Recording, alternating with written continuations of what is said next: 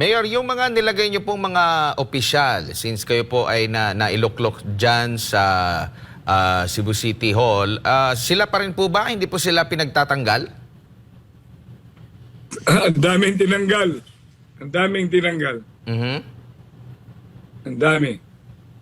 Opo. And paano po yan, sir, sa inyo pong pagtatrabaho? Kinikilala po ba nila ang inyo pong pagtatrabaho po hanggang sa kasalukuyan? Ewan ko sa kanila. Basta trabaho lang ako. Trabaho lang na kung bibigyan nila ng recognition. Pero ang problema ngayon, maraming tinanggal. Driver ko, tanggal. Yun ang mga, even security ko po, tanggal. Tinanggal nila. At saka marami, yung mga sinasabing we are fighting legally. Yung sinasabing yung mga coterminous ko po, tinatanggal nila. And sa sandali pong makakuha Consultant ko po, Opo. tinatanggal din. Opo, Mayor, sa sandaling makakuha kayo ng pabor mula sa Korte Suprema, paano po, ano po mangyayari doon? Balik na naman sila doon sa yung mga pinagtatatanggal nila. Alam mo, Yes po. hindi na natin yung pag-uusapan pa illegal. Buhay pa po ako. Mm. Wala pa rin Supreme Court finality yung issue nepotism. Tsaka hindi makakabase rin yun. Kaya ako ay fighting with legal foundation.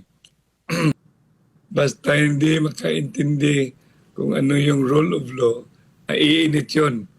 Kaya pag mayor ka, dapat mag-step down ka na. Kasi nandito na po ako, the elected mayor, yun ang talagang dapat na gagawa sila ng paraan. Kasi hindi naman ako hihinto. Papasok talaga ako sa opisina ko.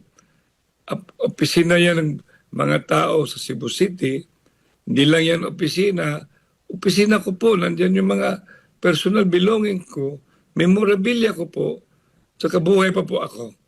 May isa pong councilor dyan sa Cebu City yung nagbigay ng pahayag, nag-aalala. Nangangamba daw sa estado ngayon ng Cebu dahil nga po sa patuloy na hidwaan dyan.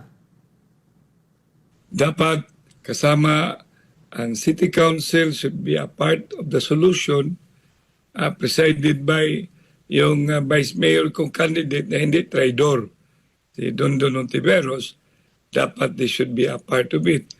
Unless they would like me to be, hindi ko na sasabihin ano nasa utak ko.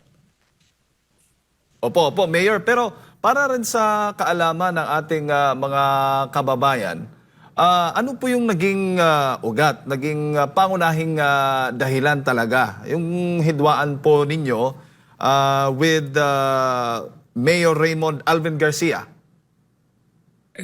Hindi ko magmi-mention dyan kasi hindi naman mayor yan. Vice Mayor lang yan as far as I'm concerned.